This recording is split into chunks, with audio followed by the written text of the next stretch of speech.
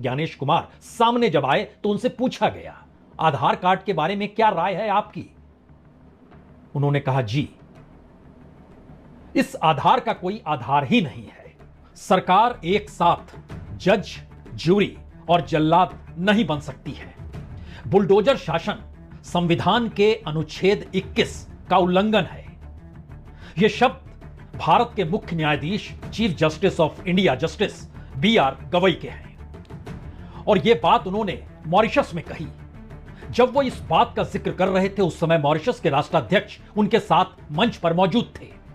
सामने पूरा बौद्धिक जगत बैठा हुआ था और जब इस बात का वो जिक्र कर रहे थे उसी वक्त दिल्ली से तकरीबन 150-200 किलोमीटर की दूरी पर बरेली में बुलडोजर चल रहा था। Chief justice of India BR Gavai यही नहीं रुके, उन्होंने खुले तौर पर कहा कि किसी आरोपी के खिलाफ बुलडोजर चलाना कानून की प्रक्रिया को तोड़ना है जो समानता गरिमा को सुनिश्चित करता है। इतना ही नहीं, वो एक कदम और आगे अपनी बात को ले गए और उन्होंने कहा कि भारत में महात्मा गांधी हो या बाबा साहब अंबेडकर हो,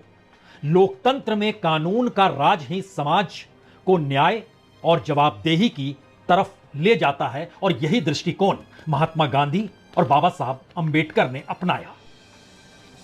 तो जिस वक्त इन तमाम बातों का जिक्र मॉरिशस में वो कर रहे थे उसी वक्त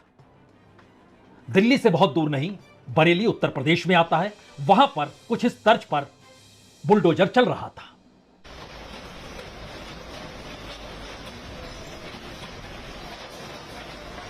तो बुलडोजर रुका नहीं है, बुलडोजर थमा नहीं है। बुलडोजर के आसरे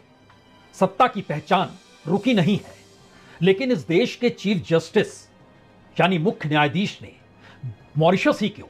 24 सितंबर को दिल्ली में भी कहा था, मुंबई में भी कहा था और नागपुर जब वो पहुंचे थे वहां पर भी बुलडोजर की सत्ता को लेकर उन्होंने जिक्र किया था। सबको मिला दीजिएगा तो उन्होंने बहुत साफ तौर पर 24 सितंबर को कहा था कि बुलडोजर एक्शन के खिलाफ जब वो आदेश दे रहे थे तो उन्हें बेहद संतुष्टि मिली थी और किसी परिवार को सिर्फ इसलिए परेशान नहीं किया जा सकता कि उस परिवार का एक सदस्य अपराधी है। Chief justice of India BR Gavai दरअसल उन्होंने नवंबर 2024 में बुलडोजर्स को लेकर जो कार्रवाई हो रही थी इस देश के 3 राज्यों में, खास तौर पर उसमें उत्तर प्रदेश और फिर मध्य प्रदेश भी शरीक हो गया। बाद में चंद और राज्यों में भी यह बात अपनाई जाने लगी कि न्याय की प्रक्रिया सत्ता के जरिए बुलडोजर की ही होती है। लेकिन अपने उस फैसले में और उसके बाद जो संतुष्टि का भाव था और उसके बाद जो मॉरिशस में जिक्र था, अगर सबको मिला दीजिएगा, उस फैसले में उन्होंने जिक्र कर दिया था कि अफसर जज नहीं बन सकते, कोई भी यह तय ना करे कि दोषी कौन है और इसके लिए उन्होंने कहा था कि 15 गाइडलाइंस दी गई है और 15 दिन का नोटिस हर हाल में देना होगा जहां पर यह बुलडोजर चलेगा। महत्वपूर्ण बात यह है कि नियमों को लेकर समय सीमा निर्धारित सुप्रीम कोर्ट कर रहा है। कॉन्स्टिट्यूशन का जिक्र बुलडोजर को लेकर सुप्रीम कोर्ट कर रहा है और बुलडोजर को लेकर उत्तर प्रदेश की सरकार को अपने आदेश में जो नवंबर 2024 में दिए थे, जिस पर इस सितंबर में संतुष्टि जताई और फिर मॉरिशस जाकर जिक्र भी कर दिया कि दरअसल यह मनमानी होती है जब आप बुलडोजर चलाते हैं और आप बुलडोजर लेकर रातों रात किसी भी इमारत को तोड़ नहीं सकते। उस सच का दूसरा हिस्सा यह है कि इसी सुप्रीम कोर्ट ने कहा, जब बिहार के भीतर वोटर लिस्ट तैयार हो रही थी तो उन्होंने बहुत साफ तौर पर कहा, आधार कार्ड को जोड़ दीजिए। और जब आधार को लेकर चैलेंज किया गया था तो इसी सुप्रीम कोर्ट में कहा गया था कि आधार के जरिए व्यक्ति की पहचान ही नहीं बल्कि वो डिजिटली जुड़ा होता है, तो ऐसे में आधार एक ऐसा कार्ड है जो आपके नंबर के जरिए आपकी पूरी पहचान को सामने रखता है। बहुत सारे लोगों ने सुप्रीम कोर्ट का दरवाजा यह कहकर खटखटाया कि आधार में जो नंबर होता है उस नंबर के आसरे पूरी जानकारी कंपनियां निकाल लेती है और उस कंपनियों के जरिए वो अपने विज्ञापन और अपने प्रोडक्ट को बेचने के लिए ग्राहकों को, यानी जिनके पास आधार कार्ड है और जिनका पूरा डाटा इस देश के भीतर कंपनियों के पास चला जाता है, उसको आपको रोकना होगा। आधार के जरिए जो पूरी डिजिटल प्रक्रिया है उसमें एक OTP आता है। अगर आप बैंक में के भीतर खाता खोल रहे हैं तो आधार मांगेगा ही, पासपोर्ट चाहिए तो आधार मांगा ही जाएगा। इससे हटकर कोई डॉक्यूमेंट मांगा जाता हो ऐसा अभी है नहीं। लेकिन बावजूद इसके इस पूरी प्रक्रिया को नए तरीके से मुख्य चुनाव आयुक्त आज जब बिहार में प्रेस कॉन्फ्रेंस करने बैठे तो उन्होंने खुले तौर पर तमाम नियमों का हवाला देते हुए कहा कि आधार कार्ड ना तो आपकी नागरिकता तय करता है, आधार कार्ड ना तो आपके घर के एड्रेस का सबूत है, आधार कार्ड ना ही आपकी उम्र का सबूत है। आधार कार्ड सिर्फ एक पहचान है कि अच्छा आप ही हैं।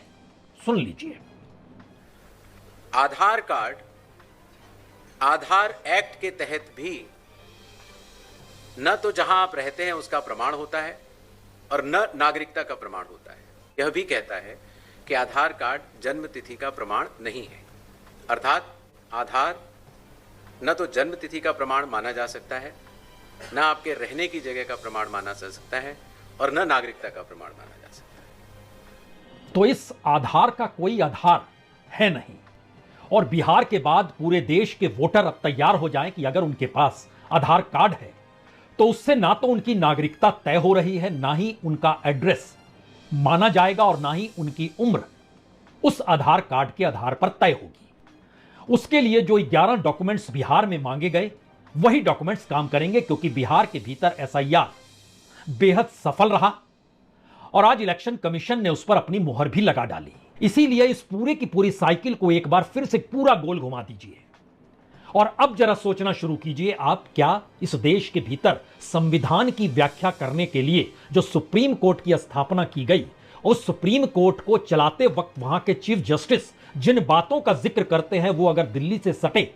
पड़ोसी राज्य उत्तर प्रदेश के भीतर आकर चुने हुए मुख्यमंत्री के सामने नतमस्तक हो जाती है या मायने नहीं रखती है, तो दोषी कौन है?